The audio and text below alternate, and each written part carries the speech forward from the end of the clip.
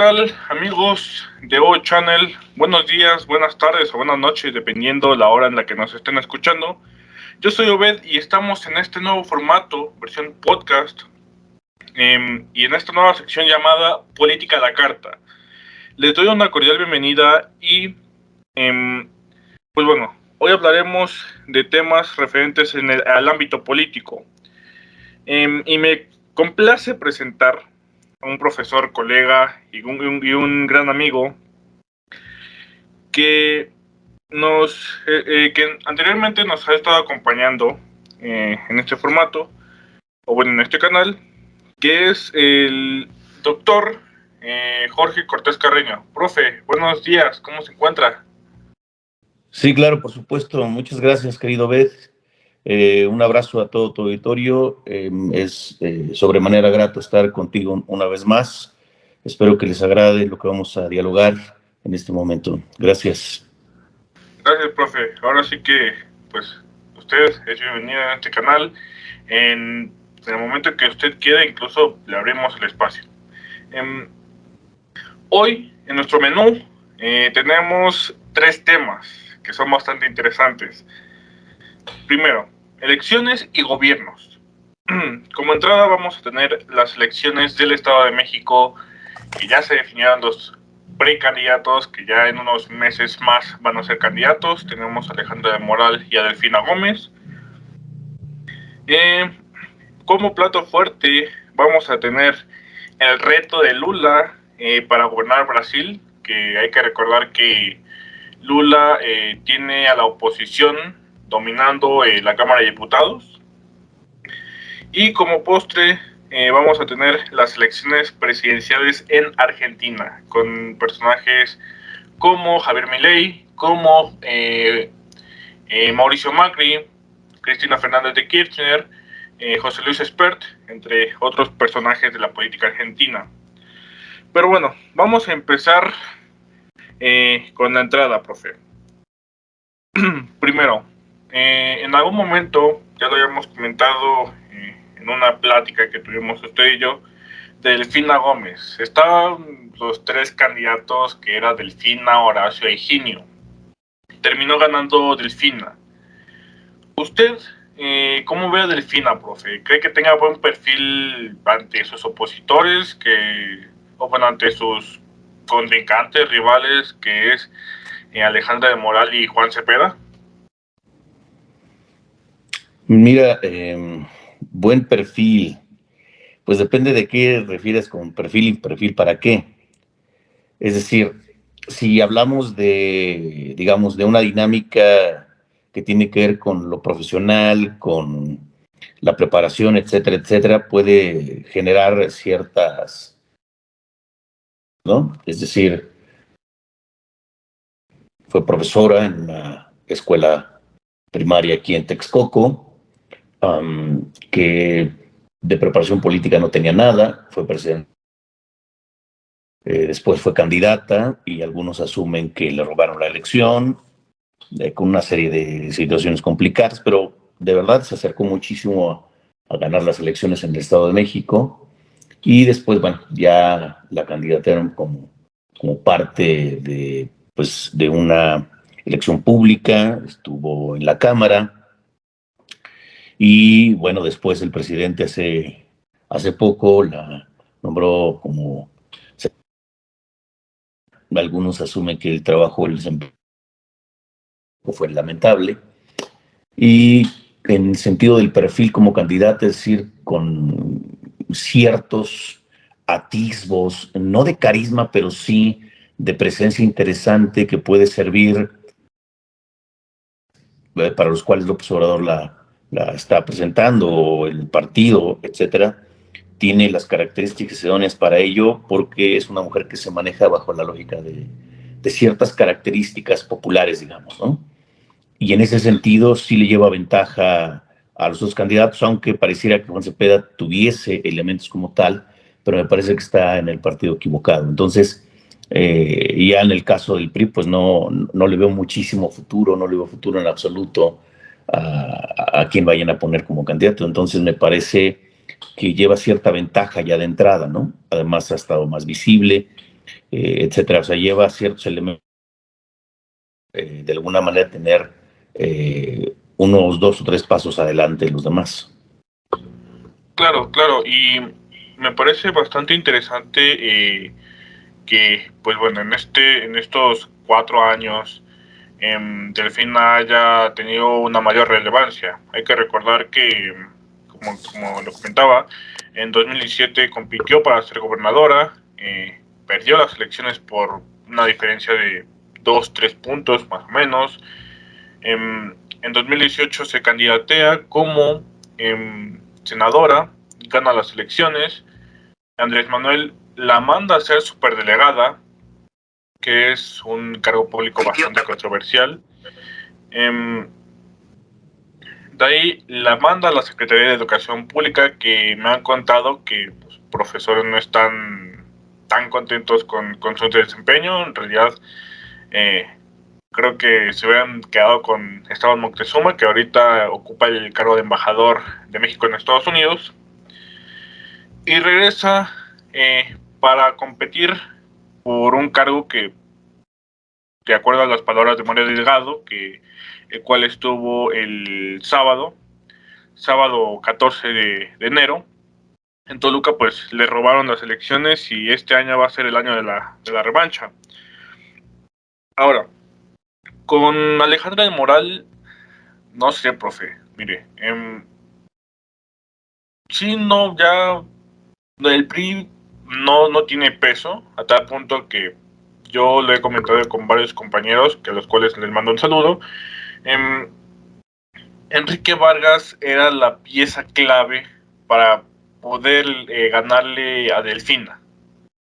El PRI ya no pesa en el Estado de México. Y si nos vamos a encuestas que se hicieron hace 3, 4 meses, Enrique Vargas tenía un mayor favoritismo en comparación con Alejandra, que Alejandra viene de la Secretaría de la Mujer, que se creó en este gobierno de Alfredo del Mazo. Y ahora, respecto a Juan Cepeda, como bien lo comenta, es un buen perfil, pero creo que deberíamos de tomar en cuenta también, profe, que hace 2 años, pues perdió frente al actual presidente municipal, Adolfo Cerqueda, que bueno, en ese momento fue candidato de Morena. Así es.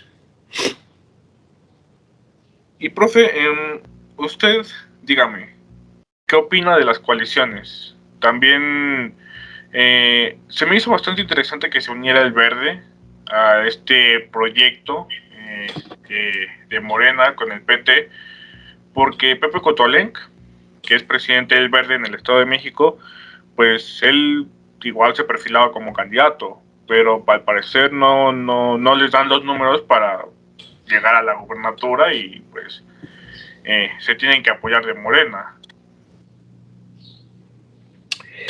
¿Qué opinión me merece esa situación de la unión o que el Verde se haya coligado?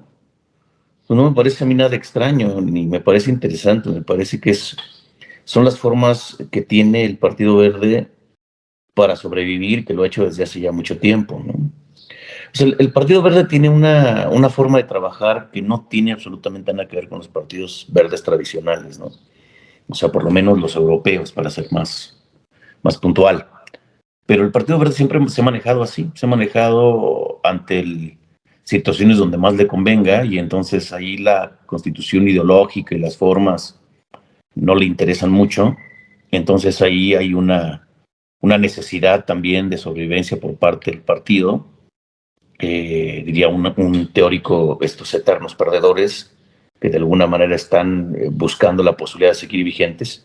Y el Verde está en esa tesitura, o sea, desde hace ya muchos años siguen esa estrategia. Entonces, a mí no me parece extraño, ¿eh? Me parece que es una forma de decir, bueno, pues aquí estamos y vamos a obtener algún beneficio con ellos. Obviamente saben que el PRI ya no tiene elementos necesarios como para poder inclusive eh, arrasar con las elecciones, que es lo que hacía prácticamente el PRI en el Estado de México. Ya no las tiene y el ejemplo tácito es en algunos municipios del estado, como en Iztapaluca, Chimalhuacán, etcétera, de alguna manera son atisbos de que ya el PRI estaba haciendo agua. Entonces en ocasiones este tipo de partidos lo que hacen es pasarse o apostarle a quien vaya a ganar, y entonces me parece que por ahí va.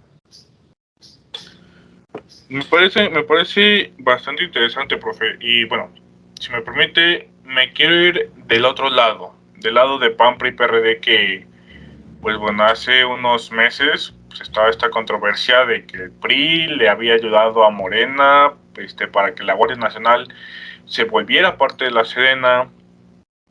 PAN y PRD no les gustó la idea, pusieron en duda la coalición, y ahorita pues ya los vemos muy tomados de las manos. Y creo que una jugada un movimiento bastante interesante es dejarle al PRI las elecciones estatales, la antesala de la carrera grande, que es el Estado de México y Coahuila. El PRI está encargado de designar a los candidatos. Y para el próximo año vamos a tener candidatos del PAN para jefe de gobierno de la Ciudad de México y para la presidencia. Entonces, si hacemos el análisis, el PAN no cuenta con figuras o personajes tan relevantes como para lanzarlos. Tenemos no sé, podríamos mencionar a Santiago Krill, podríamos mencionar a Ricardo Anaya, que no creo que quiera pisar el país, ya que lo está buscando la fiscalía. Incluso a Lili Telles, pero Lili Telles se ha convertido en un personaje pues más mediático. Entonces, profe. Mírame, a mí me parece sin lugar a dudas una estrategia, ¿no? O sea, sin duda es una estrategia. Me parece que lo que han hecho prácticamente ya la mayor parte de los partidos es hacer a un lado la constitución ideológica, la posibilidad de partido. Solo quiero que rememores un poco, digamos, se les conoce, precisamente eran eso, porque eran partidos, eran partidarios de una idea, partidarios de un grupo, y entonces por eso se denominaban partidos políticos. En nuestros días los partidos políticos han entrado en un esquema completamente divergente.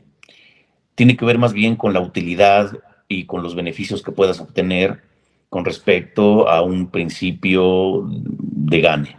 No sé si me explique. Es decir, utilizando un poco la teoría de juegos, voy a apostarle a la posibilidad de ganar, ¿no? Y lo hemos visto a nivel internacional, lo hemos visto a nivel nacional. Es decir, solo tenemos que recordar que López Obrador, a final de cuentas, se pudo coludir, no con partidos en específico, pero sí con actores que habían sido, para mucha gente también de la izquierda, de los grupos de lucha, habían sido detestables, ¿no? Los tiene ahora trabajando para el gobierno. Se coligó con algunas personalidades que me parece no de muy buena pinta. Las elecciones, por ejemplo, en Colombia, ¿no? Las elecciones en diferentes espacios han tenido la necesidad, aunque sus ideologías, sus principios y su metodología no tenga absolutamente nada que ver uno con otro. En este caso pasa exactamente lo mismo. Este pacto de alianza que ya se tiene desde hace ya tiempo, y que aun y cuando se están peleando, digamos, amplia en las cámaras, en algunos grupos, en otros espacios, pues de alguna manera vamos a unirnos todos contra Morena, ¿no? Y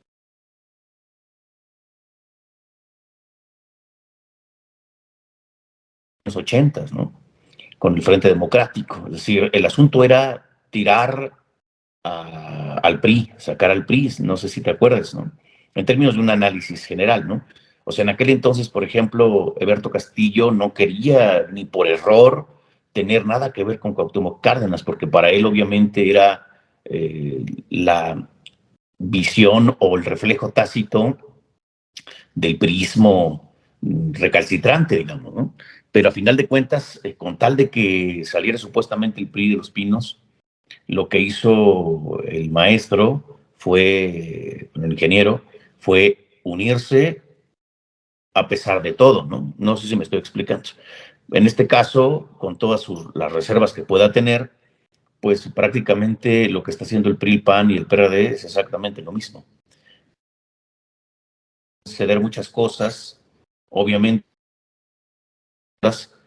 en pro de ganarle prácticamente al partido que, sin lugar a dudas, dirige el presidente de la República, ¿no? Claro, claro, y pues podemos ser testigos de que, y citando sus palabras, y creo que de muchos medios de comunicación que están en redes sociales, pues es una lucha de todos contra Morena. Así es. Pero creo que lo que, si se quiere derrotar a Morena, sí tendría que unirse Movimiento Ciudadano. Y lo platicaba en algún momento con Tur, que igual, un saludo a Tur. Si Juan Cepeda, bueno, si Movimiento Ciudadano y PAN PRI PRD se generan una alianza, creando una alianza entre esos dos, y Juan Cepeda es candidato, lo más probable es que Juan Cepeda termine ganando las elecciones. Sin embargo, creo que Dante Delgado lo ha estado pensando mucho y no sé usted, pero yo si fuera Dante Delgado se seguiría firme con esa postura, ¿no? De no unirse a algo que se supone que es lo viejo, es lo que de lo que queremos salir, ¿no, profe? ¿Pero te refieres a que Juan Cepeda aliarse para la candidatura al Estado de México o Sí, sí, sí, cuál? No, no. Mira, que sea una alianza PAN, PRI, PRD, Movimiento Ciudadano. mmm, para que vaya Juan Cepeda, Sí. híjole, no sé si las élites panistas y priistas estén como de acuerdo con eso, ¿eh? Yo lo veo un poco complicado. No, no creo que cedan tanto, ¿no? Creo que se están cediendo, pero no a esos niveles. Es posible que si se alían haya ciertos elementos, pero no posibilidad tácita, me parece. O sea, lo que pasa es que Cepeda representaba, sin lugar a dudas, pues una opción, digamos, popular, ¿no? Pero al aliarte con el PAN, el PRI y ahora el PRD, como que se desdibuja esa lógica. No sé si me estoy explicando. Que fue prácticamente lo que le pasó contra este joven candidato de Morena para la presidencia municipal de Nezahualcóyotl, ¿no? O sea, a pesar de que es un tipo carismático, un tipo con ciertos rasgos populares, el partido pues no le dio en lo absoluto. Entonces, me parece que mi lectura es esa, mi lectura es que a pesar de todo eso, a pesar de tener ese tipo de elementos, no significativo, y menos si ya está ahorita la candidata como tal, ¿no? O sea, sería como una cuestión aún más lamentable si quitaran la candidata y pusieran a este muchacho. Puede ser, profe, puede ser. Ahora sí que vamos a dejarlo Yo no lo veo posible ni por ni en una fantasía más alucinante, ¿no? Bueno, ahí sí, si Alito y Marco y Chucho Zambrano pues, me quieren hacer caso. Alíense con Juan Cepeda en estos momentos porque créanme que van a ganar las elecciones y le ganarían a Delfina ahora sí como por 20 puntos. No sé. No lo creo. Ahí, ahí, ahí yo lo dejo sobre la mesa, profe. Me gustaría pasar ahora al plato fuerte y que creo que es de gran relevancia a nivel Latinoamérica, que es Lula, profe. Por fin, una vez más, Lula regresa al poder después de esta batalla jurídica que tuvo frente, pues bueno, al gobierno brasileño. Después de estas acusaciones del caso de Odebrecht, después de todo este caso, profe, Lula regresa a las elecciones. Vimos a Lula entusiasmado. Muchas encuestas decían que Lula iba a ganar en la primera vuelta. Me parece que también ahí lo comentábamos, profe. No pasó como tal. Se quedó a 2 puntos de consolidarse en la primera vuelta. Bolsonaro lo alcanzó, bueno, entre comillas. Se quedó a 5 puntos de alcanzar a Lula, lo cual hizo que se fuera a una segunda vuelta. Y en segunda vuelta, profe, pues el resultado fue mucho más cerrado de lo que se esperaba, ¿no? Menos de 2 puntos de diferencia. Ahora Lula entra al gobierno el pasado 1 de enero y hace unos días varias personas afines a Bolsonaro trataron de tomar la Cámara de Diputados. Esto pues para, no sé, muchos rumoran un golpe de Estado. Pero cuénteme, profe, ¿usted cómo ve esto? ¿Usted cómo ve a Lula? El reto que tiene para gobernar Brasil. Si podremos ver a ese Lula de 2005, 2010. Bueno, siempre la figura de Lula va a ser controversial y para muchos, digamos, apasionante el tratar de visualizar y comprender a un personaje como ese. O sea, Lula es un tipo que evidentemente deviene de toda una lógica de trabajo y que para muchos prácticamente es el estandarte de la izquierda en América Latina, ¿no? Bajo la lógica que se generó en su momento con la llegada digamos, de una personalidad tan importante, de alguna manera es el reflejo de las inquietudes del pueblo brasileño. Pero también está del otro lado las inquietudes de otra parte del pueblo brasileño, que es los que consideran que la dinámica de las izquierdas han generado y han maltratado prácticamente a los países, ¿no? Y es esta lógica también de las posibilidades de mejorar sus condiciones supuestamente de vida.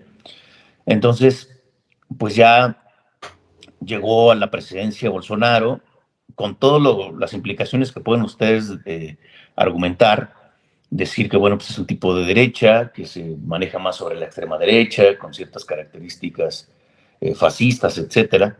Pero de alguna manera lo que está sucediendo en América Latina, y que es un reflejo también de lo que está sucediendo a nivel internacional, es que a pesar de que hay mucha gente que no le gusta seguir utilizando los términos izquierda y derecha, y no les gusta porque les parece que el análisis pierde cierta consistencia según algunos, pero a mí me parece que siguen existiendo estas delimitaciones, ¿no?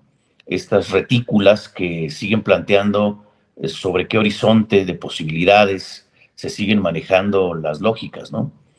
Entonces, si en Italia ganó la derecha y en Brasil la derecha tuvo su oportunidad y de pronto no la aprovechó,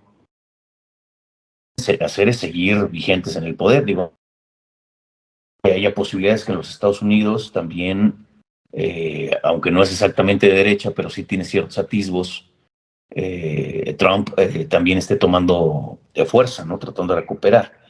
De alguna manera lo que está pasando en Brasil es precisamente esta diferencias tan pequeñas.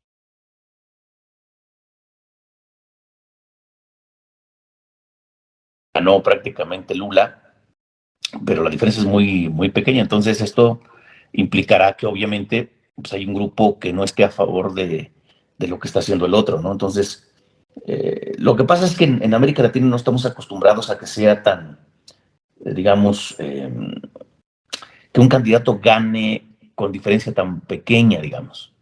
En otras partes del mundo supongo que sí, pero en América Latina no estamos tan acostumbrados, entonces queremos llevarnos todo y absolutamente todo, ¿no? Además, entender que la oposición tiene que fungir como oposición también es importante. El problema son las formas, ¿no? Pero pues la izquierda siempre se ha manejado inclusive a través de guerrillas, a través de luchas, me explico, a través de manifestaciones, pero que la derecha lo haga a veces también causa cierto escozor para mucha gente, ¿no? Entonces, pues es que así funciona. En ese sentido, yo coincido que en términos schmittianos, que la política es conflicto. Entonces, así es como funciona todo esto. Es la política real, ¿no, Obed? Claro, claro. Y es, eh, ¿cómo decirlo? Creo que eh, podríamos ver a un Brasil ahora sí que retomando un discurso que se ha dado en toda América Latina. Brasil se convirtió en Venezuela.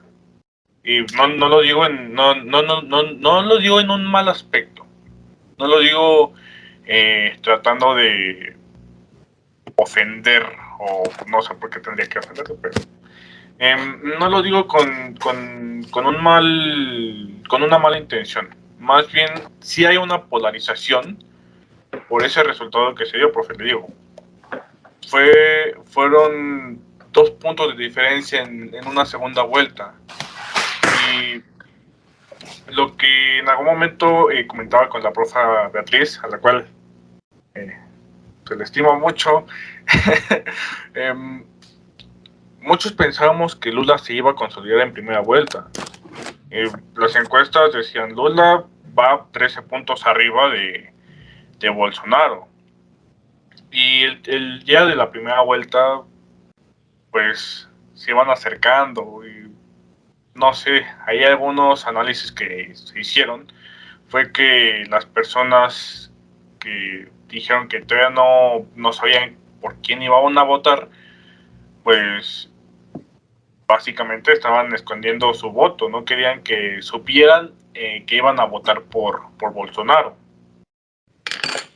Eh, yo creo que la gente sentía que se iba a arriesgar a un linchamiento nada más por el simple hecho de votar por Bolsonaro, que me parece bastante controversial, profe, porque no sé usted, pero en América Latina pues, se está cayendo con ese discurso tan radical. Lo vemos en Argentina, con un Milei atacando a Cristina, a Alberto, a un Macri también atacando a Cristina y Alberto. Lo vimos en Brasil con Bolsonaro, lo vimos en Perú con Pedro Castillo, y lo estamos viendo aquí en México y lo vimos hace unos meses con esta famosa marcha del INE no se toca, ¿no, profe?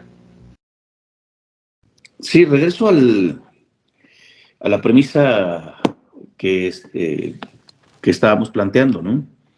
Es decir, evidentemente las formas en las cuales se está generando la política en América Latina, con todos los procesos que podemos denominar democratizadores, ¿no? Ya no los procesos de corte impositivo, militarizados, que todavía se encontraban bastante puntuales en los años 80, los momentos en los años 90,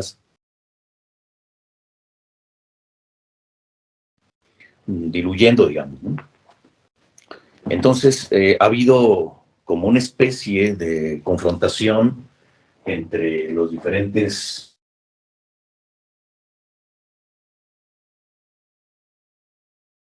de alguna manera están como jugando o buscando ascender al poder y obviamente bajo diferentes formas, ¿no? Diferentes constituciones.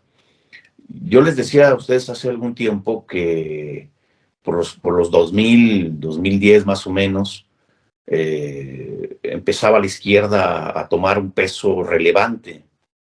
Y a partir de ese momento, hay un texto muy interesante de James Petras que se denomina La izquierda devuelve el golpe, después de haber tenido tantos problemas, la izquierda comienza a emerger y vamos a tener ejemplos hartos significativos en su momento que van a ser el reflejo de la lucha popular, del progresismo, ante el avance de muchos elementos que tienen que ver con discusión, donde formas en las cuales digamos, los movimientos más populares contemporáneos, con el movimiento feminista, los movimientos ecologistas, lo políticamente correcto, es decir, elementos que han transgredido a un grupo, ¿no?, que había sido prácticamente como detentor de ciertos privilegios, etcétera, se ve, creo que se quedó adormilado por mucho tiempo y ahorita están tratando de manifestarse en contra de este tipo de formas, de este tipo de proyectos, digamos, ¿no?, que además han llegado ya no solamente a las calles, sino que han llegado a la academia, han llegado al gobierno, se han trepado en espacios ya muy poderosos y de alguna manera están tratando de recuperar esos privilegios perdidos o esos espacios que ellos suponían que eran suyos, digamos que eran suyos ya en términos de formas de estatus, pues, dentro de una dinámica estatutaria. Sin embargo, por ese motivo me parece que se están manifestando de tal manera que están reconfigurando muchos de estos espacios y tratando de recuperar esos lugares, ¿no?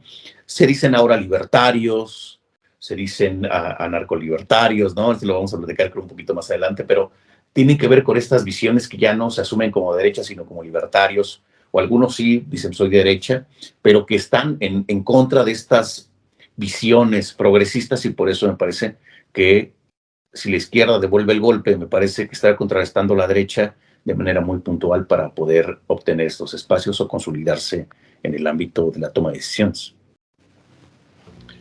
Claro, claro, y bueno, podríamos citar varios errores que ha cometido la izquierda en América Latina y que han sido la base de una crítica bastante fuerte por parte de la ciudadanía. Nada más, vuelvo al ejemplo de Pedro Castillo en Perú. Un personaje que fue líder sindical, que salió así de la nada y se enfrentó a Keiko Fujimori, que su papá fue presidente de Perú. Y bueno, para ya no desviarme, pues las últimas semanas Pedro definitivamente ya no supo cómo zafarse.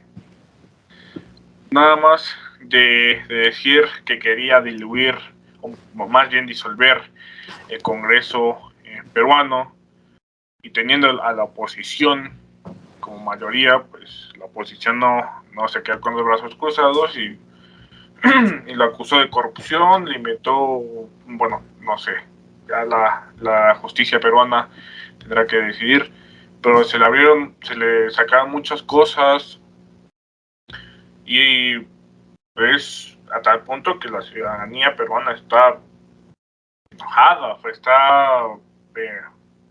sí, enojada por no decir otra palabra, con Pedro Castillo o con Alberto Fernández, que lo vamos a retomar un poquito más adelante, la crisis económica.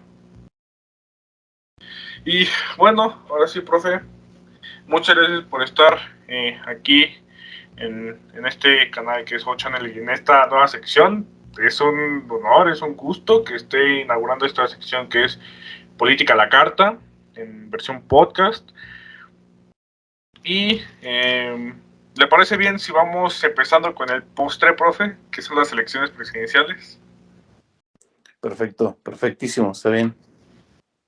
Muy bien, entonces vamos a cerrar con las elecciones presidenciales, que, bueno, son este año, profe. Tenemos varios candidatos, entre los cuales, pues, por parte del Frente de Todos, pues se está rumorando que tendríamos a Cristina Fernández Cristina Fernández de Kirchner.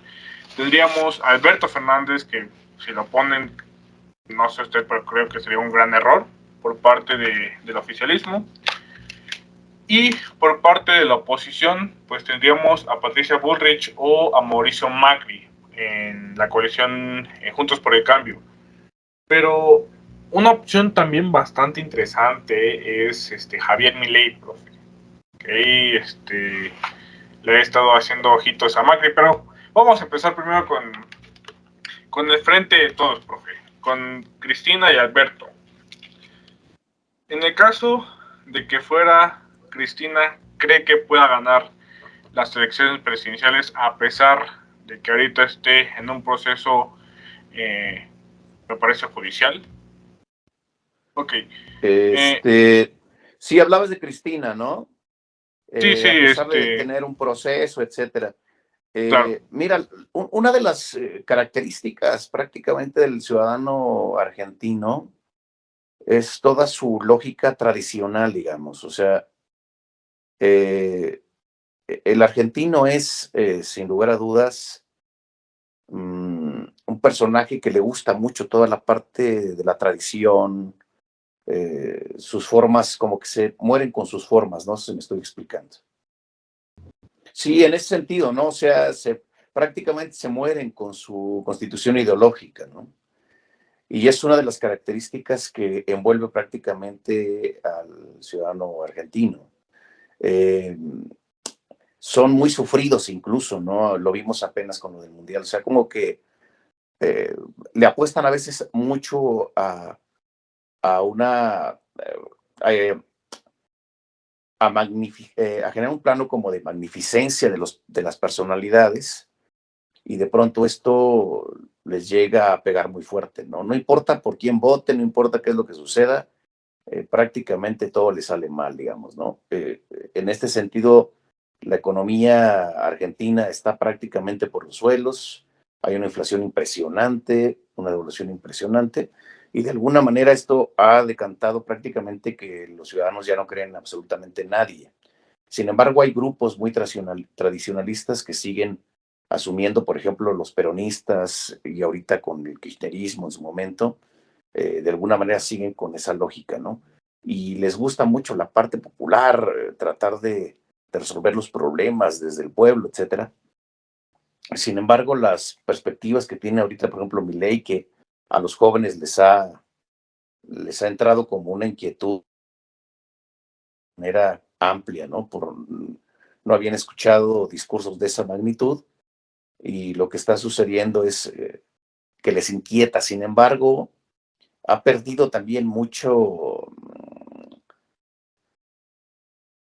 Me parece que Milei es un personaje que maneja muy bien la retórica y que todo lo quiere explicar desde una perspectiva económica, y que parece interesante, pero no todo perspectiva, no sé si me estoy explicando.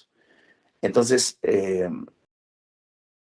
categórico, arrogante, absurdo y obtuso, a pesar de lo que nos pueda parecer a los mexicanos, por como vemos a los argentinos de pronto como muy sobrados a veces. Eso también a los argentinos ya en Argentina como tal no les parece tan adecuado, no sé si me estoy explicando. Entonces, me parece que está difícil y no está tan sencillo lo que está pasando en Argentina. Claro, y bueno, creo que Argentina y México tienen mucho en común. Por parte del Frente de Todos no hay ningún candidato sólido. Como aquí en México, pues después de Andrés Manuel, ¿quién viene? Tenemos a Claudia, tenemos a Marcelo y tenemos a Adán, pero no hay como que llene ese vacío de Andrés Manuel. Y en el caso del Frente de Todos en Argentina, pues no ha habido a alguien que sea como Néstor o que sea como Perón, en este caso, ¿no, profe? Sí, por eso te decía que de alguna manera este tipo de formas en las cuales los argentinos han visto la política dibujando de alguna manera, ¿no? no tienen personalidades que inquieten, y por eso algunas personajes que están emergiendo les parecen interesantes, ¿no? Porque sí, en efecto, no existen personalidades tan significativo para arrasar prácticamente en las elecciones. Claro, y bueno, ahí hace rato tocábamos a Milei, que pues, es un personaje controversial, ¿no? Sobre todo por ese pelo que dicen que, que se ve medio raro, profe. Creo que me voy a dejar el pelo así. Vamos a ver qué tal me va. A ver si no tengo ideas libertarias, profe. Em, pero sí, ahora sí que Milei viene con un discurso de el gobierno no sirve, el Estado no debería de existir, cuando pues el Estado tiene una función vital. Y todo esto lo está cimentando con la economía argentina, que hasta hace unos días que chequé el cambio o el precio del dólar en Argentina, pues está casi en los 200 el dólar y está pasando los 350 el dólar blue, que pues, es un dólar que se adquiere de forma pues, ilegal. Entonces, pues creo que es un panorama bastante complicado el que se vive en Argentina, ¿no, profe? No, bueno, yo fui a Argentina hace 5 años, creo, 6. Y pues, la paridad estaba terrible, ¿no? Las condiciones de la inflación en Argentina estaba terrible, pero en estos días prácticamente se disparó. O sea, es impactante el proceso inflacionario y lo que está sucediendo prácticamente en Argentina. Y obviamente, bajo esas condiciones, pues la gente pues vive en la zozobra, ¿no?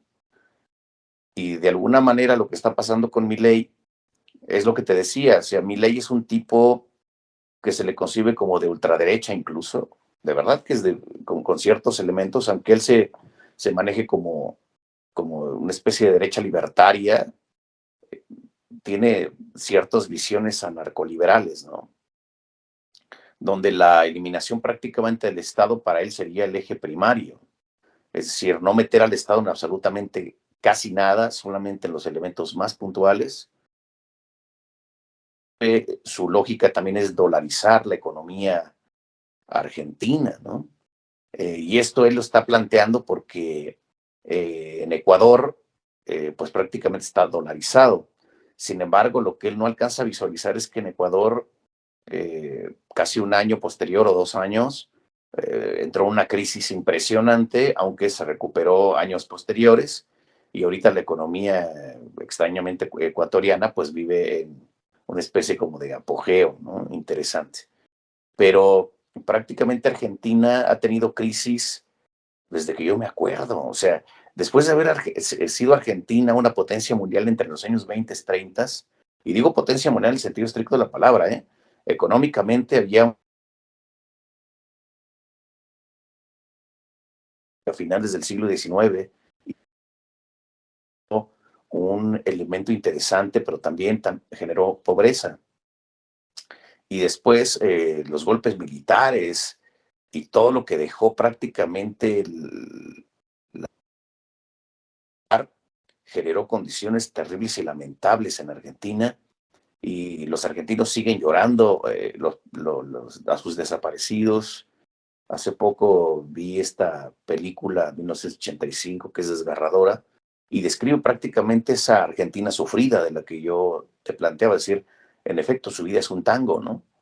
Entonces, de alguna manera, las condiciones económicas son cada vez más apremiantes, las condiciones de la gente, en las que vive la gente, es cada vez más apremiante.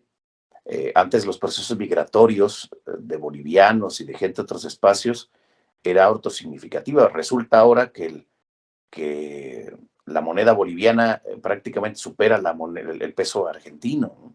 Entonces esto es muy, muy sintomático de un proceso de crisis cada vez más grave. Entonces la figura de Milei pareciera ser para muchos como refrescante. Sin embargo, hay que tener mucho cuidado, ¿no? Porque no solo existen mesías en la izquierda, sino también mesías en la derecha, y entonces Milei se está manejando bajo esa lógica. Y de pronto cuando tratan de debatir con él, no sé, en ocasiones cuando él se maneja, se aprende de memoria datos, cifras, y de pronto la gente cuando quiere rebatirlo, pues el tipo les grita, levanta la voz, se vuelve hosco, se vuelve terrible, y de pronto pues ya no hay posibilidades de debatirle en lo absoluto, ¿no? Porque maneja muy bien su retórica. Y a veces él mismo se hace pelotas, pero la gente no se da cuenta, ¿no? Pero es por el manejo de las cifras y los datos que de alguna manera la lógica de los economistas austríacos, que es la línea de donde él deviene, siempre se manejan bajo ese esquema. Con los datos pareciera ser que resuelves cualquier problema, pero no necesariamente. Bastante interesante y por ahí recuerdo que como por eso del 99-2000 más o menos, el en ese entonces presidente Fernando de la Rúa trató de aplicar una política económica más o menos similar, que es un peso, un dólar.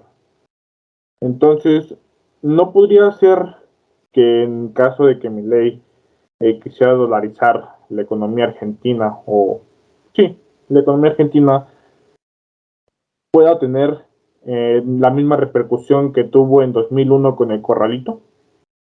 Es lo que te digo, o sea, es que lo que él argumenta es que no, que la base del valor de la moneda no radica necesariamente en lo que tiene que ver con el Banco Central, sino que él asume en la cuestión de las formas en las cuales el ciudadano argentino para comprar dólares, por ejemplo. O sea, los argentinos fueron muy dados a siempre cuando hay crisis comprar dólares y obviamente tenerlos resguardados debajo del colchón, ¿no? Y entonces él asume que eso va a posibilitar que como el circulante prácticamente ya está en las manos de los mismos, es posible. Pero me parece que el esquema es muy... Y lo que sucedió en lo que tú planteas es prácticamente un reflejo de las formas en las cuales no entienden la dinámica de la economía. Y, y esto puede posibilitar otra crisis, ¿no? Que puede parecer un poco, me puede parecer un poco más grave, inclusive que la que está pasando ahorita. Profe, pues bueno, no sé si quisiera agregar algo más respecto a estos tres temas que estuvimos tratando. No, bueno, lo único que puedo seguir esbozando es que evidentemente la política es cada vez más compleja y tenemos que atenderla bajo esa lógica y que debemos ser mucho más cuidadosos cuando hablamos sobre todo este tipo de elementos, porque por lo menos dentro de la dinámica en la que estamos nosotros, dentro de la disciplina, a veces los opinólogos abundan y de alguna manera tergiversan de procesos puntuales. Y bueno, me quedo nada más con eso y agradecerte muchísimo el espacio y un abrazo a todo tu auditorio. Muchas gracias, profe, que por cierto, por ahí vi que está publicando su libro, que lo está presentando, entonces no sé si quisiera hacer ese anuncio o nos quisiera dar ese privilegio de anunciar o de presentar su libro aquí en el canal. Sí, mira, el libro eh, de publicar se denomina Semántica de la Crueldad. Es un libro que trata sobre la violencia, sobre los elementos más amplios y que constituyen prácticamente las formas en las que el individuo a través de sus afecciones y de alguna manera hubo una especie como de análisis sobre los elementos constitutivos de la violencia, cómo de alguna manera la violencia ha estado presente en el ser humano desde el origen del mismo, y todo esto tiene que ver inclusive con formas en las cuales los individuos se han manifestado, han constituido sus procesos inclusive de relaciones, su forma de entender el mundo, y que de alguna manera a la dinámica societal y a las formas en las que el poder se ha constituido y han generado prácticamente las dinámicas de opresión, de dominación, de control y de sujeción que de alguna manera han sido revisadas por diversos autores, ¿no? Hago análisis inclusive desde el ámbito de los mitos, desde el ámbito de la literatura, ¿no? Recuperando un poco a personas,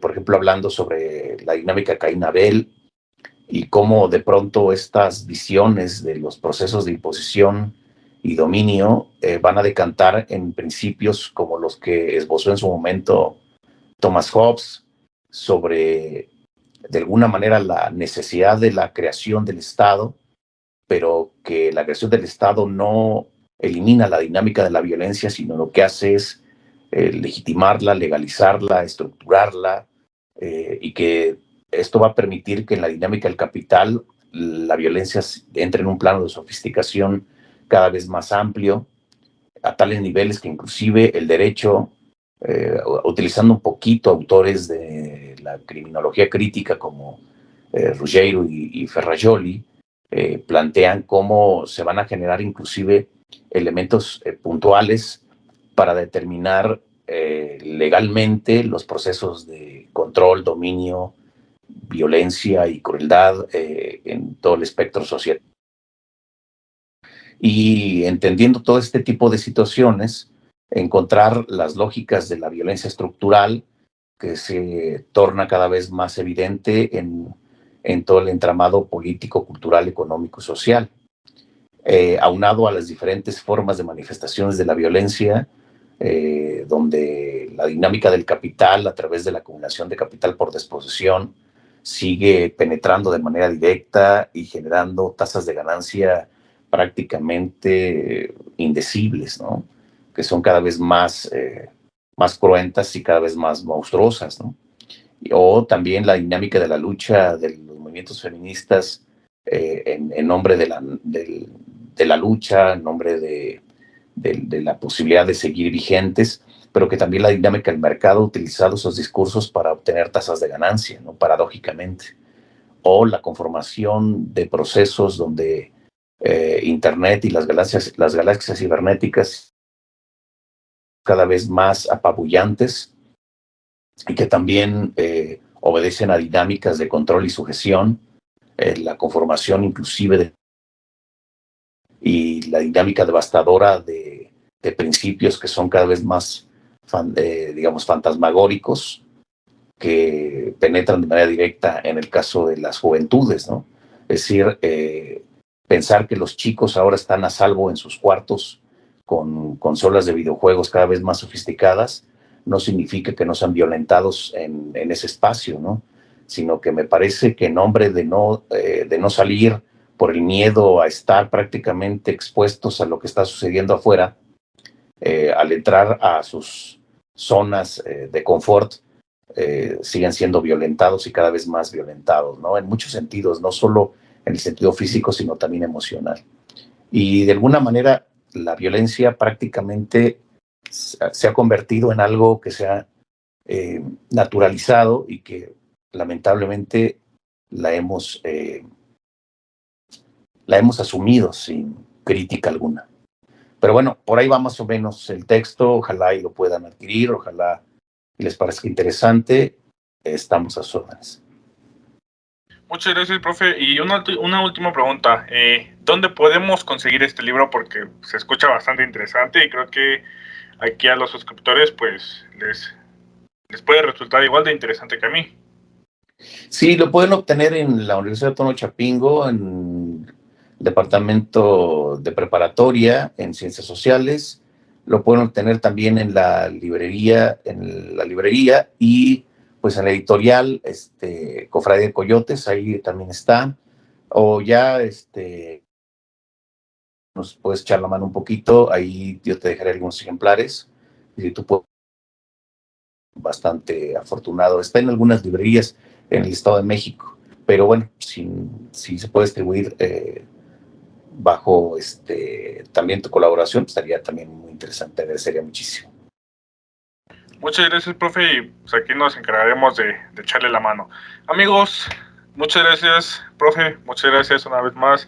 De verdad, cada vez que platico con ustedes es un gusto, es un honor el estar platicando con alguien como usted. Y los esperamos en una siguiente emisión de Política a la Carta. Que tengan un bonito día.